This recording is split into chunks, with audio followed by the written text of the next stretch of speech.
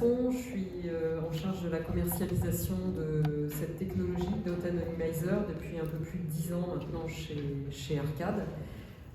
J'ai eu le plaisir de découvrir ce marché de l'anonymisation et d'aider les gens à mettre en œuvre l'anonymisation de données. Ça paraît toujours une montagne, en règle générale, ce projet-là. Mais je pense que justement, le retour d'expérience de Blaise et du Crédit Agricole Leasing et Factoring va un peu débunker le mythe, dans le sens où justement là on a affaire à une mise en œuvre dans un contexte particulièrement complexe, avec des objectifs particulièrement élevés, et on démontre en effet que ça fonctionne et que les utilisateurs de la donnée anonymisée n'ont pas à craindre un quelconque dysfonctionnement après anonymisation. Alors, je vais juste me présenter rapidement. Désolé. Alors moi, je m'appelle Blaise Diagne, je suis le DPO du groupe Crédit Agricole Leasing and Factoring. Alors nous, en fait, notre entité, c'est une entité qui fait de la location aux entreprises. Bon, vous verrez, il y a une présentation vers la fin du document.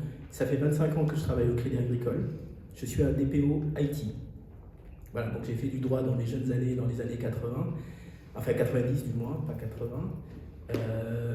Mon parcours, en fait, c'est un parcours dans la data depuis 25 ans. Donc j'ai été responsable décisionnel dans une entité du Crédit Agricole, avec toujours des projets pilotes de mise en place de tout un tas de choses.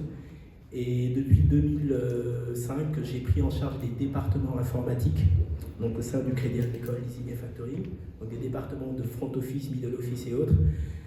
Et puis j'ai mis en place aussi de la direction de projet. Donc en clair, j'ai encadré une équipe de 120 personnes, d'accord, plus à peu près une cinquantaine d'utilisateurs, que ce soit dans l'élaboration des projets en maîtrise d'ouvrage, maîtrise d'œuvre, assistance à maîtrise d'ouvrage.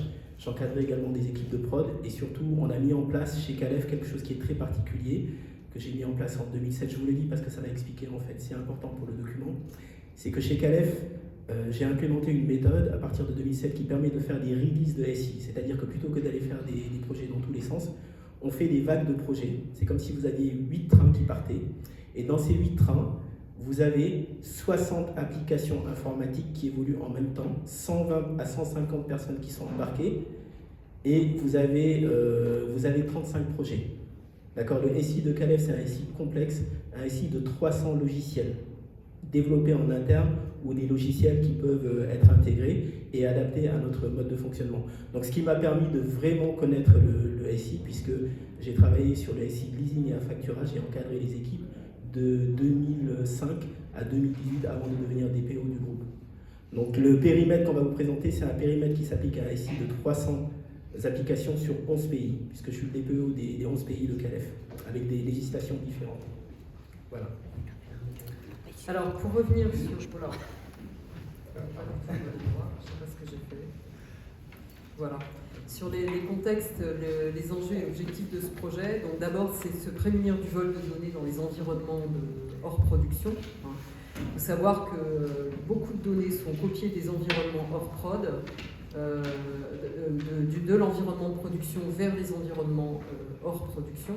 Le problème, c'est que l'environnement de production, en général, il est très sécurisé. A contrario, tous ces environnements hors production qui vont servir tous les métiers du SI, donc le développement, le test, la recette, la BI éventuellement, la formation, d'autres services de l'entreprise, en fait, c'est des environnements qui ne sont pas du tout sécurisés. Donc 72% des attaques ont lieu sur ces environnements-là. Donc c'est pas pour rien qu'on vient anonymiser, c'est vraiment pour venir sécuriser ces données qui sont copiées et qui ne sont pas du tout protégées.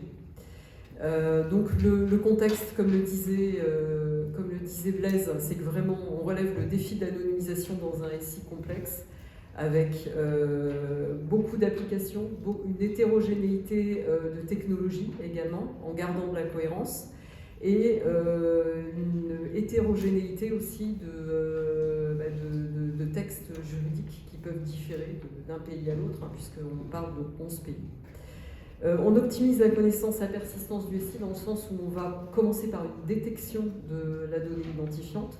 Bien souvent, Les entreprises perdent des modèles de données, des bases de données. Eh bien, nous, on arrive avec un système qui permet déjà de construire un dictionnaire des données et d'aller chercher directement ce qui va être à anonymiser.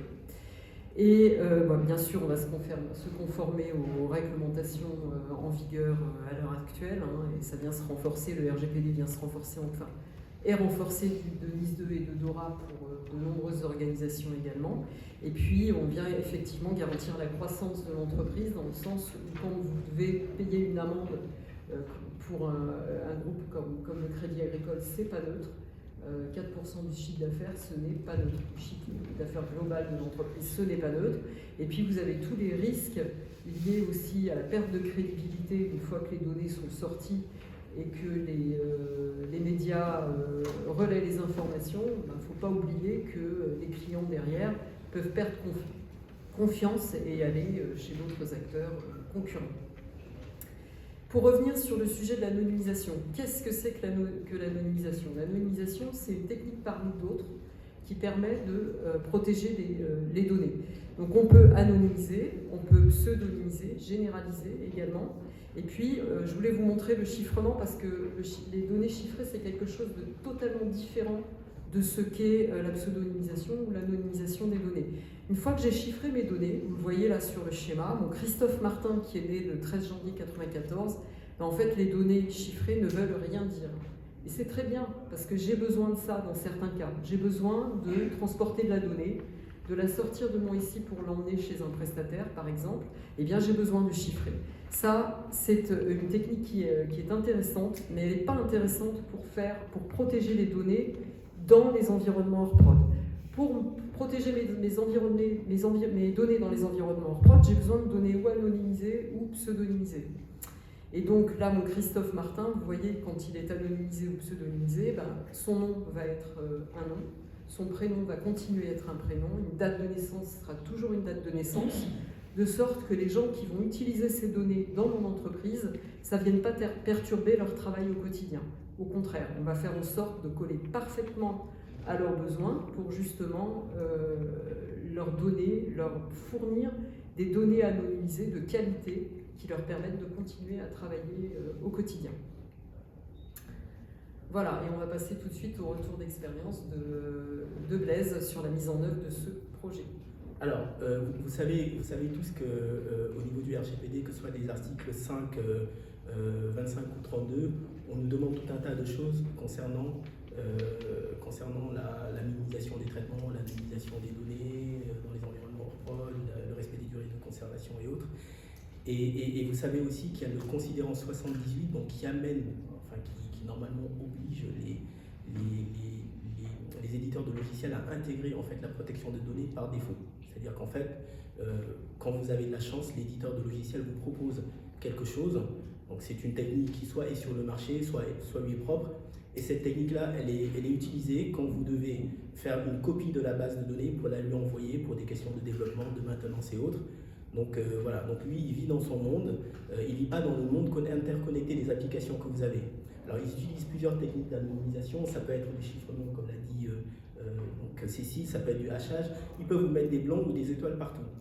Et ils peuvent même le faire sur ce qu'on appelle, je ne sais pas si vous connaissez un peu en informatique, mais il y a ce qu'on appelle les clés. Les clés fonctionnelles, ce sont des choses qui, dans une base de données, permet en fait de communiquer avec d'autres bases. Donc c'est une donnée qui se propage partout. À partir du moment où vous anonymisez par exemple un numéro de sirène et vous mettez des étoiles, comment les autres applications vont reconnaître le truc? C'est mort. D'accord? Donc nous ici, ce qu'on a choisi de faire, c'est vraiment de faire une anonymisation intelligente. On aurait pu faire une pseudonymisation aussi. Dans l'application, c'est juste une case à cocher et je vais vous expliquer comment ça se passe. Mais en tout cas, nous, notre objectif, c'est d'anonymiser un SI, que ce soit dans le cadre d'une copie qu'on envoie à un éditeur. Donc on peut anonymiser des données personnelles et non personnelles, ça il faut le savoir, mais nous on s'est vraiment focalisé sur les données personnelles. Dans le cadre du Proof of Concept qu'on a fait en 2022, on a fait les deux. Mais là, en fait, comme je suis DPO, je ne suis pas CISO, donc du coup on s'est plutôt orienté sur la partie données à caractère personnel. Donc ce qu'on couvre par ce projet, ce sont 3 grades du RGPD.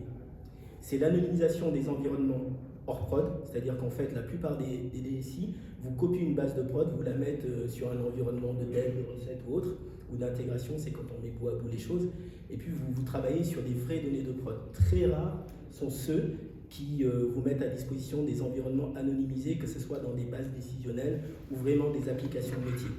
D'accord. D'ailleurs, souvent les métiers ils comparent l'environnement en prod et ce qu'ils y font avec la prod, et ça c'est pas bon du tout. Donc ce qui fait que, comme le dit Cécile, si vous avez un cyberattaquant qui, comme l'année dernière en Italie avec le groupe Akira, est allé attaquer en fait alors un hébergeur dont je ne vais pas dire le nom, mais a exfiltré les données bancaires, notamment des données de KYC, d'accord, Know Your Customer, donc c'est quelque chose qui était extrêmement grave. D'accord. Donc ça c'est quelque chose que les éditeurs ne font pas.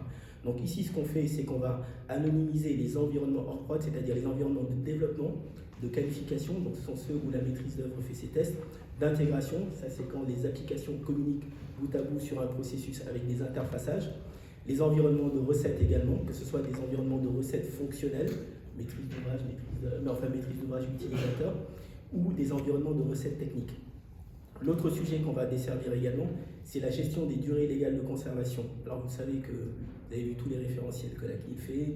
Bon, la CNIL s'appuie également sur la loi. Il y a tout un tas de lois qui s'appliquent en fonction des traitements. D'ailleurs, les applications souvent desservent plusieurs traitements. D'accord. Et bien là, ce qu'on a fait, c'est qu'on a, à partir de l'anonymisation qu'on a définie, on va aller faire une anonymisation sélective. Par exemple, sur des prospects, d'accord, sur des clients, sur des personnes qui sont associées à un contrat, sachant que nous avons des clients entreprises, on n'a pas des clients particuliers. Ça veut dire que notre client, ça peut être un client, un fournisseur, un prestataire, un apporteur, donc un partenaire.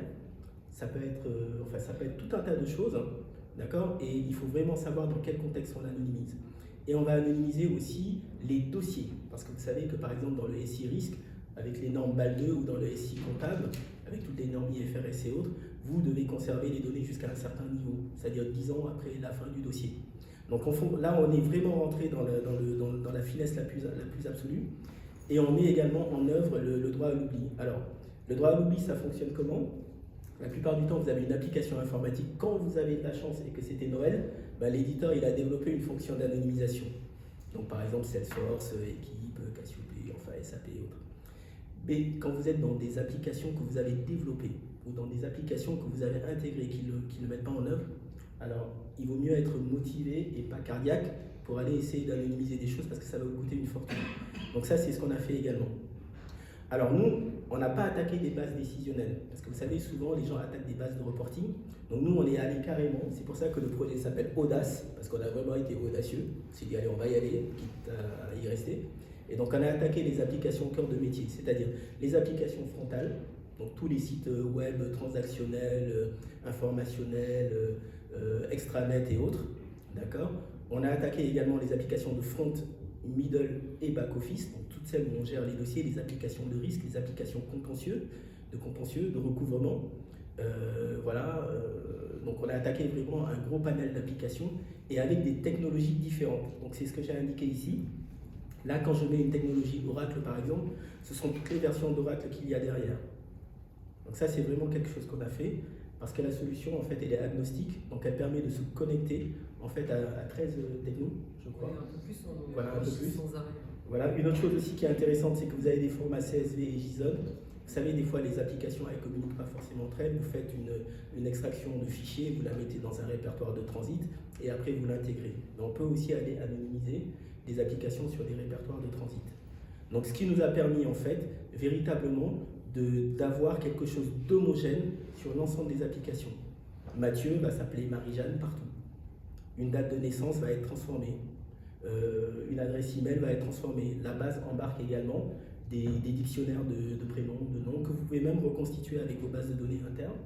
Ça embarque également des IBAN, des sociales, tout type d'identifiant en réalité. Voilà. Et puis vous avez la possibilité de reconstituer aussi des données. Par exemple, quand vous avez un SIREN qui est composé du SIRET et du NIC, vous pouvez anonymiser le SIRET, anonymiser le NIC, vous savez, ce sont les 5 dernières positions, et reconstituer un SIREN anonymisé. Par exemple, quand vous anonymisez Pierre en Marie et Dupont en Jacques, vous avez, si vous aviez Pierre.Dupont je ne sais pas quel nom de domaine de messagerie.com, vous tout ce que vous voulez, et ben ça va être anonymisé en Marie, alors je ne sais plus s'il y a Marie-Jacques@gmail.com ou tout ce que vous voulez. Donc ça, c'est vraiment quelque chose d'intéressant. Et voilà. Alors après, nous, ce qu'on a mis en place aussi, ce sont des choses bien particulières. Vous savez, quand vous anonymisez par exemple des dates de naissance, vous avez une fonction aléatoire. C'est ce qu'on appelle une fonction random. D'accord ? Donc la fonction random, elle vous génère aléatoirement un numéro de téléphone. Mais là, en fait, ce qu'on a fait, c'est un bruit dans le numéro de téléphone pour éviter que vous ayez par exemple des numéros avec des plus 33, parenthèses et autres qui ne rentrent pas dans le format de la base de données et du champ de votre base de données. C'est-à-dire que chaque base de données a son format bien particulier de type de champ. Et d'ailleurs, dans le cadre du projet, on a réussi à faire évoluer l'outil pour rajouter le type de champ, parce que quand vous attendez à du numérique et que vous avez du texte, si vous saisissez une valeur numérique d'anonymisation, ça ne va pas aller. Donc voilà, donc ça, ce sont des choses qu'on a faites. Et fonctionnellement, par exemple, si vous allez prendre une date de naissance, si vous ne faites pas attention, si vous mettez une date aléatoire, vous pouvez vous retrouver avec un client mineur. Alors nous, par exemple, dans le secteur de la banque et des assurances et de la finance, on ne fait pas de financement à des mineurs, surtout de la location de matériel d'entreprise, de camions, de yachts, tout ce que vous voulez. Voilà, donc ça veut dire qu'en réalité, vous avez l'avantage de pouvoir véritablement ajuster les scripts au contexte de votre entreprise.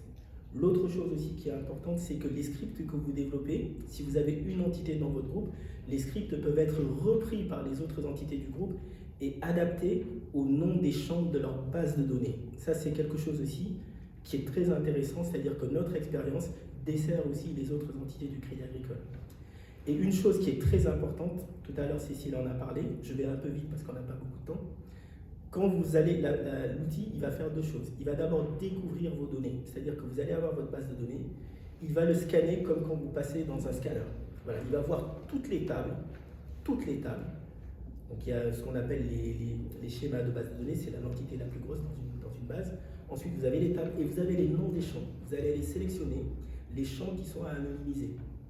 Et une fois que vous les avez sélectionnés, vous allez mettre en place une règle de gestion qui va se répartir et qui sera la même partout.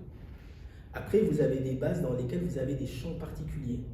Quand vous avez par exemple ce qu'on appelle un champ en format JSON, c'est un champ qui recolle d'autres champs, mais qui fait que la base va pouvoir s'ouvrir, sinon si vous n'anonymisez pas, ça va pas marcher, ou alors vous allez conserver des valeurs d'origine. Donc dans la technique qu'on a mise en place, on a même réussi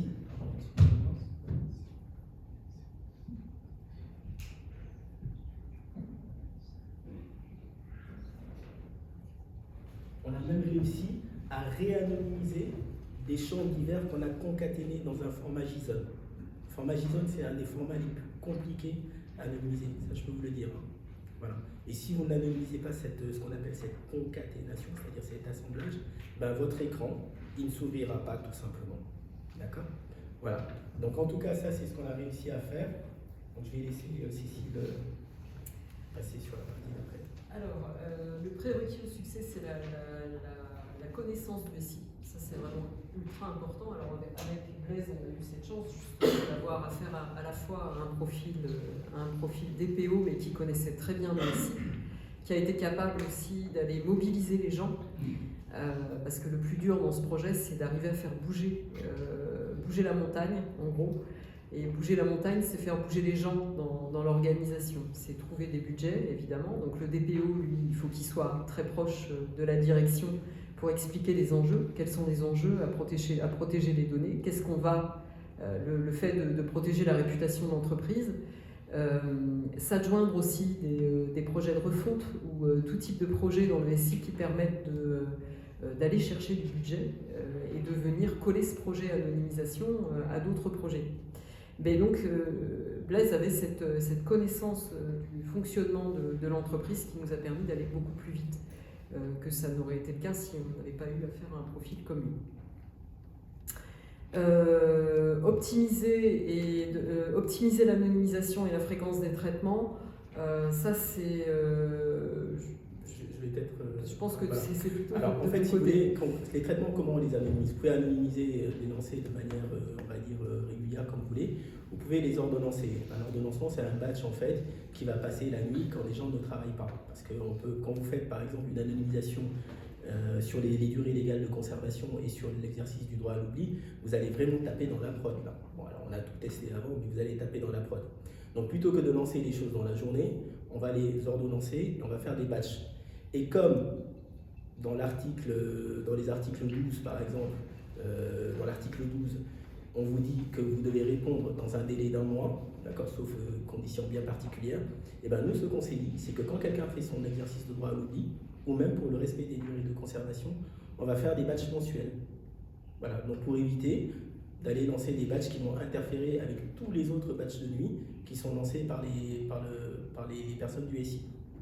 Et en plus, on respecte donc ce délai en fait, de traitement mensuel des exercices de droit. Voilà. Et puis entre effacer 5 ans après la fin de la relation commerciale ou effacer 5 ans plus 1 mois, ça ne va pas chercher très loin en général. D'accord, donc c'est assez tolérable. Et en plus, c'est respectueux pour la planète parce qu'on dépense moins d'énergie. Ensuite, communiquer, écouter, convaincre, c'est un peu ce que je disais au départ. Il faut vraiment un sponsor, des sponsors dans l'entreprise. Il faut aller chercher les sponsors en question dans l'entreprise pour arriver à faire bouger le projet. Il faut surtout désacraliser, essayer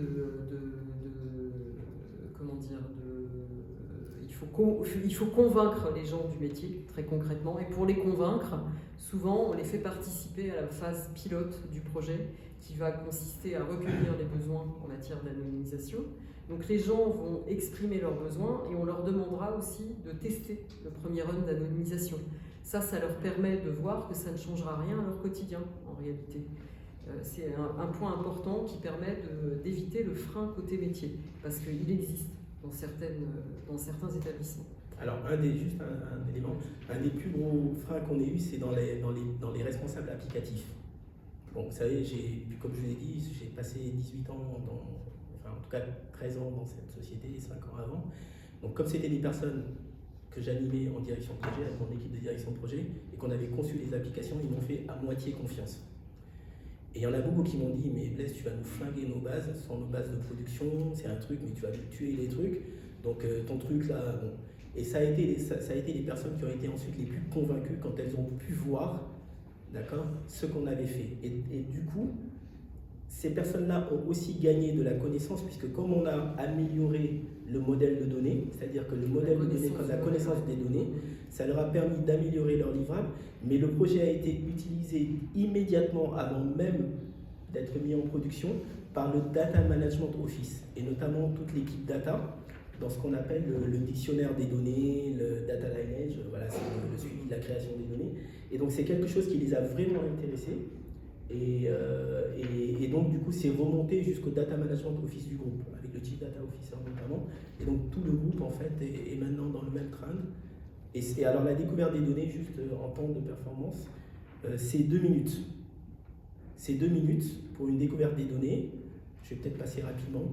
C'est 2 minutes et c'est 15 minutes maximum pour une anonymisation des données. Donc on va y arriver là, justement. Alors les gains, donc amélioration, actualisation de la connaissance du modèle de données, c'est ce que Blaise vient d'évoquer, réellement des entreprises qui au fil de l'eau perdent cette connaissance du modèle de données et qu'on va aider à retracer, on va les aider à retracer ces modèles de données. Dans le cas, c'était même quelqu'un qui partait à la retraite de mémoire au moment où on a lancé le pilote. C'est le plus réfractaire. Il partait à la retraite, mais il partait aussi avec son savoir en matière de modèle de données. Donc c'était vraiment un problème. Et en fait, on a levé le souci comme ça grâce à notre projet de recherche de la donnée identifiante. On va anonymiser de manière homogène, interapplicative, c'est-à-dire qu'on va vraiment faire en sorte que les données en sortie d'anonymisation soient totalement exploitables de la même manière que des données de prod. Donc Madame Michu qui est dans SQL Server et Madame Michu qui est dans Oracle, elles vont être anonymisées de la même manière, de sorte que mon testeur, quand il va aller chercher les données à un endroit et à un autre, il n'y aura pas de problème. On aura Madame Tartmuche à la place, mais des deux côtés. Donc pour lui, ça ne change rien. L'anonymisation, elle est rapide. C'est un des sujets aussi de ces traitements d'anonymisation, c'est d'être performant. Il faut qu'on soit quasiment invisible et indolore en gros pour les organisations. C'est ce qu'on arrive à faire avec Dot Anonymizer. On arrive à anonymiser très rapidement des volumes très importants. Je travaille avec des gens comme Malakoff Humanis, Viabedis, voilà, des gens qui sont... Viabedis a acquis la technologie après avoir été attaqué. Ils ont des volumes de données qui sont évidemment énormes, vous vous en doutez. Donc on arrive à anonymiser dans ces contextes-là. Donc on protège les accès à la donnée dans les environnements hors prod, c'est bien l'objectif. Le ratio coût-qualité, moi je te laisse en parler parce que je suis partie pris, voilà. Ça va pas. Alors, en fait, si vous voulez, dans les casquettes que j'avais, j'étais Chief Licensing Officer. Les Chief Licensing Officer, ce sont ceux qui s'assurent de la conformité logicielle et également des coûts. C'est-à-dire qu'en fait, nous, notre truc, c'est d'avoir le meilleur logiciel, pas forcément très cher. Et donc, le ratio était vraiment bien. Quand on a fait le POC, le groupe était parti, l'entité la plus importante, elle était partie sur une solution de découverte et une solution d'anonymisation. Chacune des solutions coûtait 2 fois le prix de ce qu'on a payé avec Arcade. Donc, vous voyez un peu l'économie qu'on a fait. Et puis, avec la casquette Chief Licensing Officer, j'ai pu négocier aussi des tarifs qui s'appliquent au groupe. Voilà, et ça me permet d'avancer sur le dernier point, donc projet normé Crédit Agricole, parce que dans les grosses organisations comme le Crédit Agricole, vous avez des services infra qui sont communs à toutes les branches de l'entreprise. En fait, on a été capable de travailler avec ce qu'on appelle le CAGIP, Crédit Agricole Group Infrastructure Platform. Voilà, et c'est des gens, voilà, c'est des gens qui gèrent tout ce qui a affaire à la production. Et donc on a rédigé pour eux un mode d'emploi pour installer la techno. On a fait tout ce qu'il fallait pour pouvoir répliquer. Il y a énormément de réutilisables dans le projet qu'on a fait avec Crédit Agricole Leasing Factoring, des choses qui vont pouvoir être utilisées par d'autres des branches du groupe. Donc on ne va pas réinventer, on va juste aller chercher ce qui a déjà été fait par l'équipe de Blaise pour pouvoir l'appliquer ailleurs et le customiser éventuellement aux nouveaux besoins. Alors l'installation c'est 2 heures, ça ne prend pas une demi-journée, je sais pas, c'est 2 heures, avec une doc qui est très claire et éventuellement l'appui d'Arcade si on le souhaite. Voilà, donc après... voilà, je ne vais pas présenter la techno, si vous avez un intérêt particulier, vous n'hésitez pas, vous venez sur notre stand et on prendra rendez-vous pour vous présenter ce qu'on fait. J'espère qu'on n'a pas été trop technique. Et trop long.